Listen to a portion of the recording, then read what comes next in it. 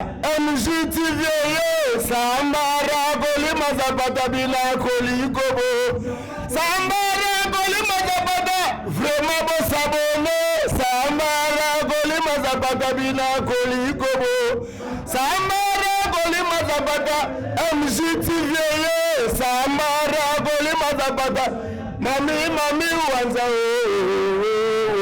Yoga Mami Wanza Dani Timanga vrai no ko vrai tanta sola bien gauche droite à la table pantalon quoi au moins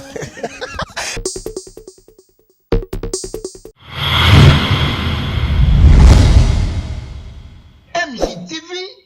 vitesse wapi abonnez-vous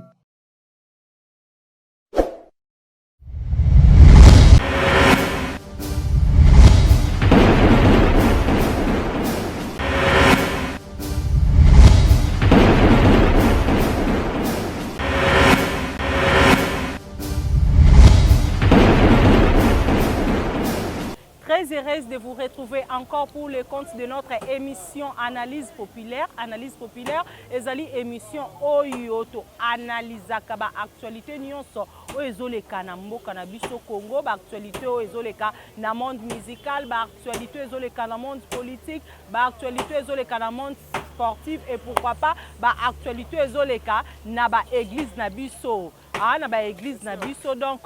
là je m'en vais déjà saluer la première dame d'Orléans, Madame Mami Wanja, bisko zali bambote belé na bosse mpete papa Misha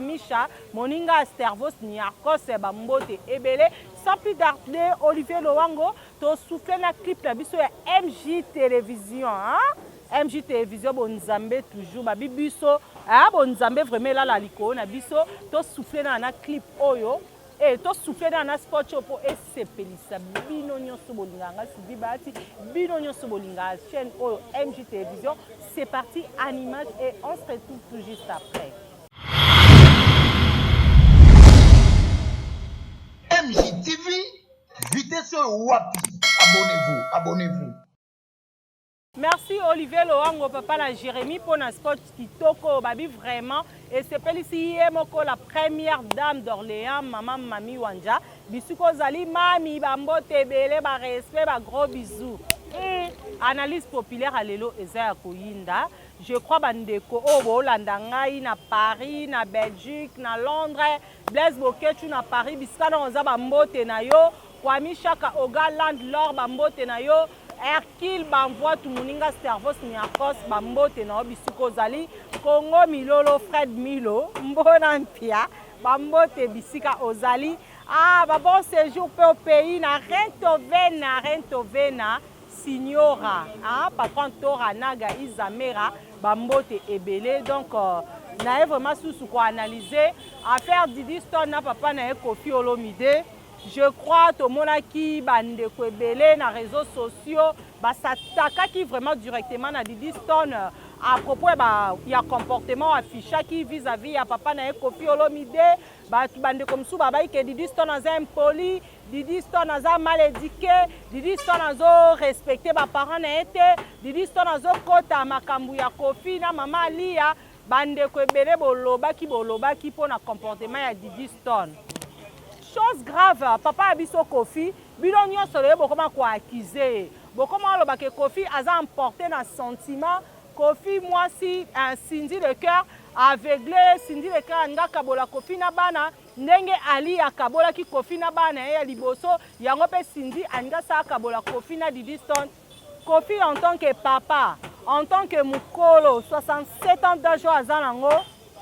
avant di atali, abi trop c'est trop. Nakotika likambo boete parce que papa nde a protégé mwana na ye et alors soso so aboti bana soso bomba toujours bana ye na se ma papu na ye atambu les obeta soso abomba bana ye nde mo pena nzambo to bondelaka a garder biso toujours ata to sa mabe nzamba batela biso jamais nzambe so na senga ba na se mabe nakolela nzambe nakolela Yesu akebetela ngo pasteur Moïse Mbiye jamais nzamba okefunda ngepa pasteur Denis Desi jamais nzamba okefunda ngepa Dani Chimanga jamais nzamba okefunda ngepa pasteur Emmanuel Kaniki non jamais nzamba okefunda ngepa prophète Israël Konde kuna en France nzamba osala ngote nde mwana Kofi Olomide en tant que parent esali ye mpasi Didi aza mwana ye malgré mabe ezali Didi apostaki baposte moko boye oyo esepelisaki bainternaute te esepelisaki bafanatique ya Koffi te bakofiete bakofifile bato tu bazalaki dessus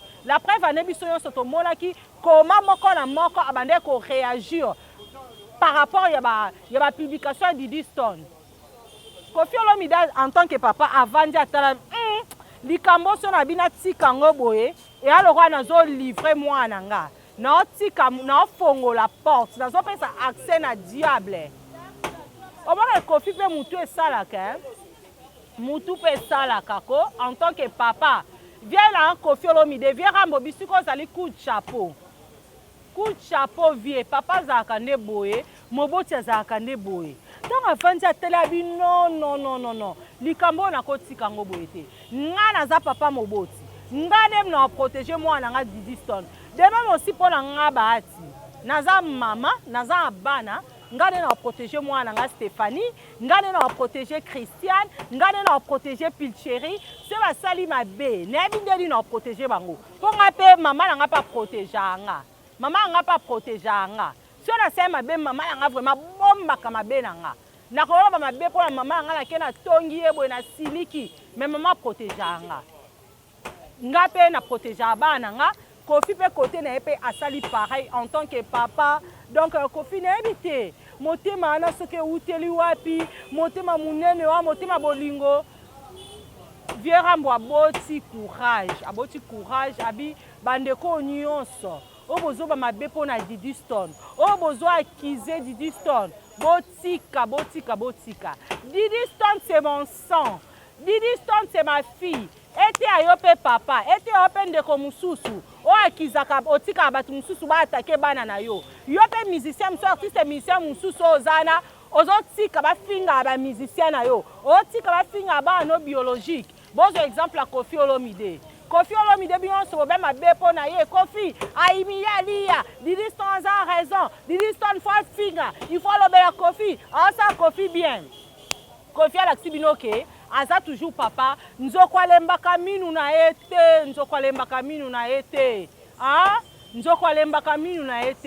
Koffi vraiment jour en habité nzambe vraiment côté na kati ya motema na ye Koffi abi botika Didi Stone botika aza mwana et puis Didi Stone en tant qu'enfant en tant que fille à Koffi Olomide fille aza aimé na motema ya Koffi Olomide fille azo sa fierté à Koffi Olomide fille azo sa la fierté ya mboka na biso Congo parce que biso toyebi Didi Stone aza mannequin biso toyebi Didi Stone akutana na ba artiste minene ba star akutana ba Neymar akutana ba Rihanna Didi Stone pe bisika zali nandimi te lobby on répétait sous la même bêtise non on ça ngo soute pour ependa za boate ami peut-être Didi Stone côté na akanisa ke Koffi Olomide a ofinga akanisa ke Koffi Olomide a bana ko chrétien non Koffi Olomide en tant que papa ateke na kompe kokola na kombe na 67 ans d'âge à quoi bona za kana ba polémique à quoi bona za kana ba ranking na sina zo ki ba ranking na ba ninga na msu ba musicien pourquoi na ke kota sous ranking na mwana ngana boti non bo sali be émission bele bandeko bo sali ba analyse bo fingi Didi Stone bo koti na famille ya Koffi yango mo Koffi asilika ki même atanga ba komo ba chroniqueur biso soto yebi abiba tanga susu kombo na ete pona ba bêtise oyo Koffi Olomide bisiko zali coup de chapeau parents à la kandeboye monguna linga profiter et surtout que les gens déjà dans marché de disques bison soto c'est puis na banzembo wana avio beti kitoko projet pe à Stade de France eza déjà en couple Céline Dion ozalana na concert ya Koffi Olomide na Stade de France Céline Dion déjà abengaki ozala so abai so nzamba prêter vie à kozala pour amona kaka idole na esindi le cœur amona kaka idole na esindi le cœur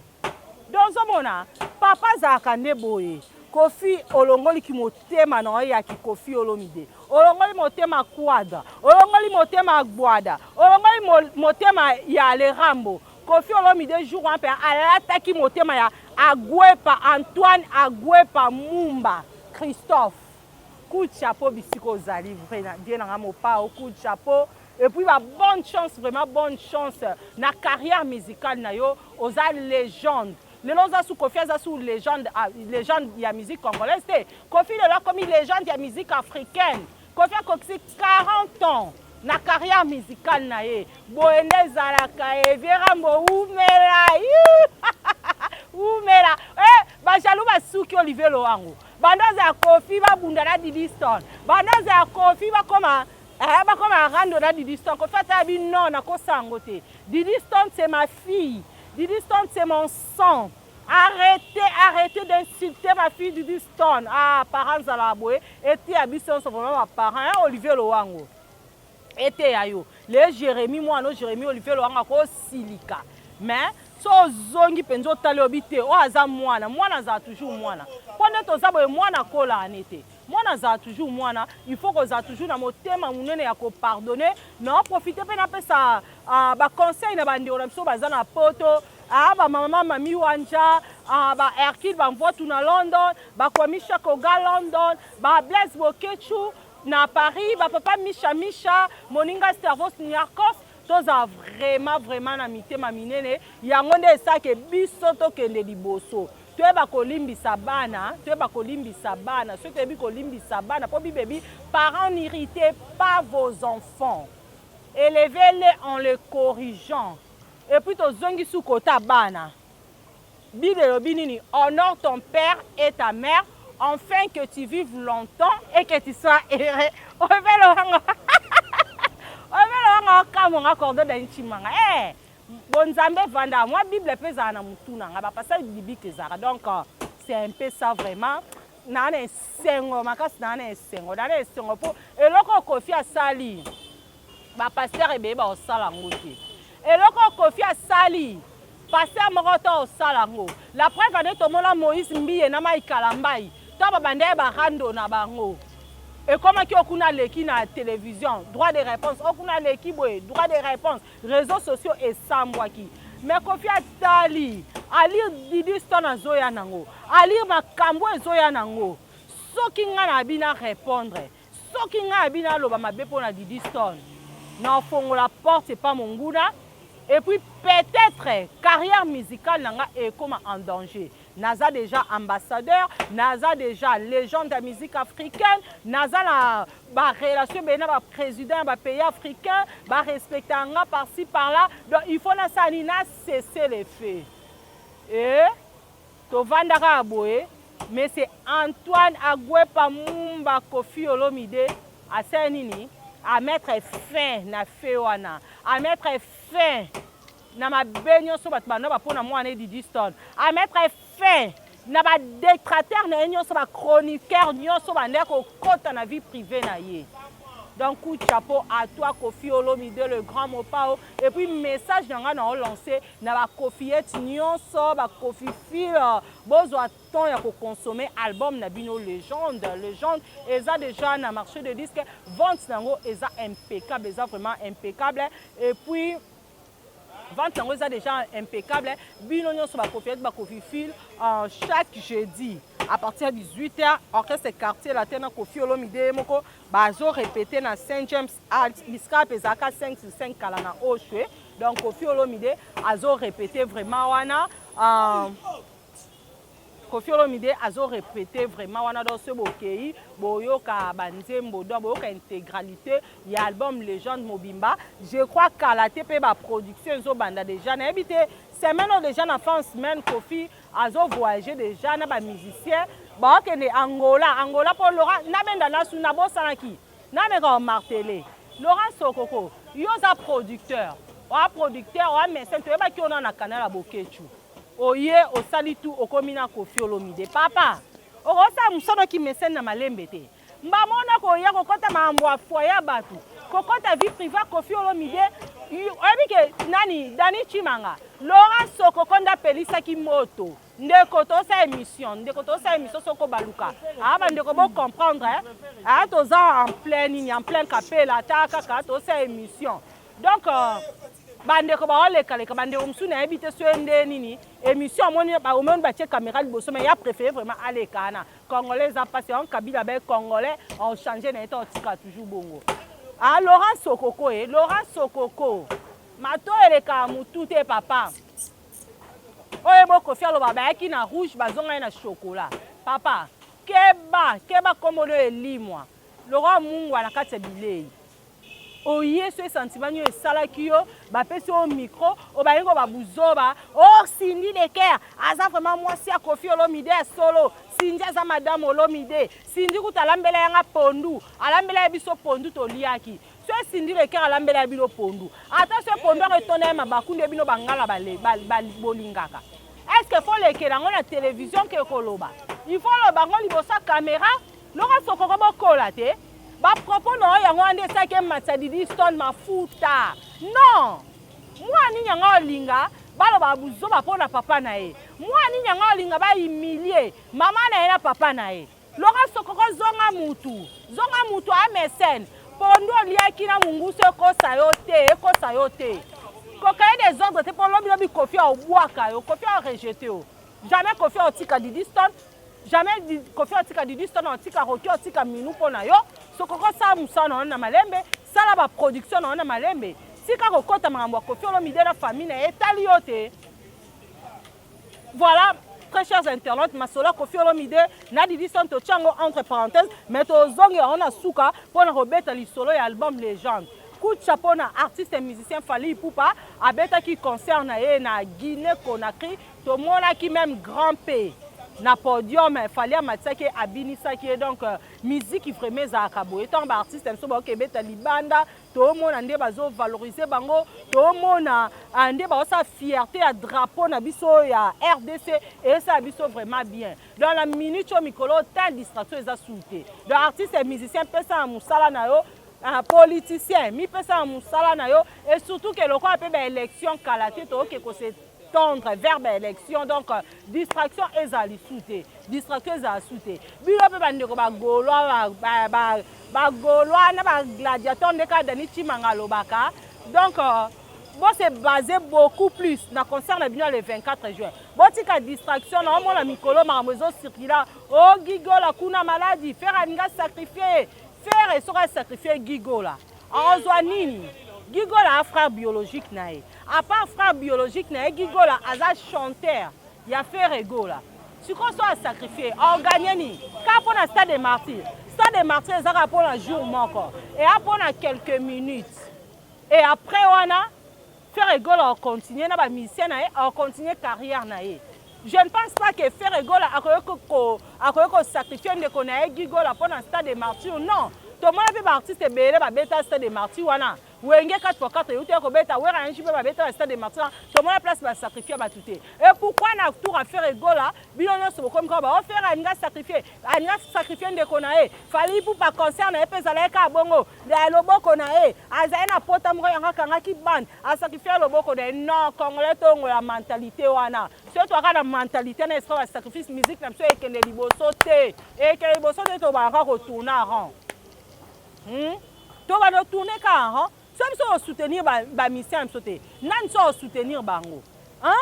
pour ba bile lo poto comme cimetière ba musicien n'est pas vient so ba rento vena kenalo o mi 20 na poto mais na jia zoya pour aller représenter disque rento vena bisiko zali ozana kin ba bon séjour à Kinshasa na bi ke ndozo à Paris tango ya bo na jie okoyana disque na yo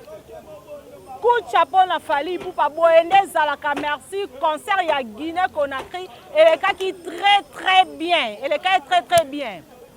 bana Victoria Nyon c'est qu'il m'envoie tout rendez-vous le 14 février Kinshasa comme sa 9e anniversaire de quoi Tikabiso en tout cas bana Victoria tout au kutana je crois MJ télévision to cha micro baladeur pour nous point de vue à moko bateau nyonso bazo garder ba bonne mémoire pour na Kinshasa muntu ya zamani donc c'est un peu vraiment ça na sengi bolingo na congolais nyonso même bandeko nango ba otumba ngulu na kapela boza na bolingo et surtout fait que verbe élection tous en a bolingo te pourquoi ba musicien en autre zone négligé bon ça ba campagne électorale il y a un président de la République bon peut ça ba campagne électorale il y a ba député de ba musicien biso bazo souffrir donc to meka to valoriser bango to tika ko dénigrer bango c'est pas bon c'est pas bon c'est pas bon c'est pas bon donc le lo vraiment mingi je crois Olivier Laurent a senti que to comme na suka le lo mingi ezaki nde affaire Koffi Olomide na Didi Stone papa za kande boye Koffi Olomide otei bango ba jaloux no ba suki ba nyoso ba bande ozela ke Koffi a ridiculiser Didi Stone na réseaux sociaux bo tikali na soni kane danishi manga ba bosuki banguna Koffi Olomide bosuki ken piano suki mutalika so suki na tilo kolo bosuki botika na soni Koffi Olomide coup de chapeau et si ko za vraiment nzambe tango tala likolo kuna ta Koffi Olomide on se pa makasi nzambe wapeso sous longue vie nzambe wapeso sous nzoto makasi nzambe wapeso sous carrière mulai coup de chapeau na Koffi Olomide le grand mopao aguada le vieux rambo vieux eloko sali nzamba pambola vraiment papa zande bo protéger Didi Stone obi Didi Stone c'est ma fille Didi Stone c'est mon sang arrêtez d'insulter Didi Stone sur les réseaux sociaux coup de chapeau à toi mon vieux Koffi Olomide les grands mopao les rambo coup de chapeau na Fally Ipupa en tout cas ba warrior tout merci beaucoup Faniko Basai Formi c'est vraiment vente nango eza vraiment impeccable parce que na ba plateforme à téléchargement Formi c'est vraiment eza na ba vie belé et puis partout na Kinawa na ba surtout tamboli na ba terrasse na ba fête oyoka toujours Formi c'est ezobetama ndemo pena balle de match ya Jibem Pia na papa chéri en tout cas coup de chapeau papa chéri le 14 février déjà lobby Saint-Valentin à lobby Olivier Laurent Saint-Valentin à lobby papa chéri déjà obeta lobby mambi ya belle la moni affiche na ye obeta na ma campagne doba amoureux tout ya bonne musique bino nyoso boninga ba artiste ya bino tango ki artiste na obeta esika boye kende vraiment okende ko soutenir artiste na yo et ko sala vrai bien na moi rappelle tout pour na ba Gaulois na ba Gauloise ba gladiateur rendez-vous eza moko le 24 juin na stade des Martyrs yo zo sa campagne na be pour na faire rigola yo oyo ozo douter est-ce que faire rigola abet à stade des Martyrs est-ce que faire rigola ça plein topé ça faire rigola bonne chance ndenge topé ça qui Fally Ipupa ndenge topé ça qui Héritier Watanabe ndenge topé ça qui Wenge 4x4 topé ça peut faire chance wana ya kobeta stade des Martyrs topé ça peut chance wana ya kotondi sa stade des Martyrs en tout cas pour na lelo mingi ya koloba ezate na suki kaka wana na pesi merci lisusu na Koffi Olomide le grand mopao pour na acte o ya sali ya kolakisa bolingo na ya kolakisa motema ya parents envers moi na Didi Stone peut bisiko zali changer ce problème ezali entre yo na papa na yo comme mango na réseaux sociaux te Didi Stone c'est le numéro de ton père appelle lui obengi papa na yo Koffi Olomide papa ceci c'est la mabosa na c'est pas nangote ayoka aza papa en tout cas merci na bino nyonso o bolanda ki analyse aussi na Hercule Banvoie tout na London moninga ya King Kester Emenea Hercule Banvoie tout so kotinda tamo eloko poto koma vraiment tikuna bisika api bakunda Hercule Banvoie tout merci na ye moko la première dame d'Orléans Madame Mami Wanjamote ma papa Misha merci na Kevin bravo Roni Bessial Wanza merci na bino merci pour notre soutien na bino na émission merci na ba abonné na biso nyonso et puis na rappeler sous bino anniversaire Dani Chimanga eza le 19 cordon chaîne MJ télévision yo nyonso linga Dani Chimanga numéro na biso ngwano bengi moi soué moi code et ça vraiment bien en tout cas merci beaucoup na Olivier Lowango papa na Jérémy Oazaki derrière la caméra merci na Dani Chimanga pour assistance yo merci na espace MPO et ambaki biso lelo pour une émission na biso analyse populaire ngala bino tokutani semaine prochaine pour un nouveau numéro na biso analyse populaire vous a toujours branché scotché na chaîne au MJ télévision bonzambe toujours bye bye MJ TV Sambara Golima Zapata bila kolikobo Sambara Golima Zapata vraiment bon s'abonner Sambara Golima Zapata bila kolikobo Sambara Golima Zapata MJTV Sambara Golima Zapata Mami Wanza Yoga Mami Wanza Dani Timanga vrai no ko vrai tanta sola bien gauche droite alata na pantalon quoi vraiment.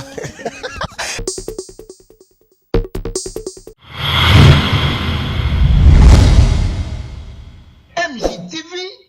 vitesse wapi? Abonnez-vous, abonnez-vous.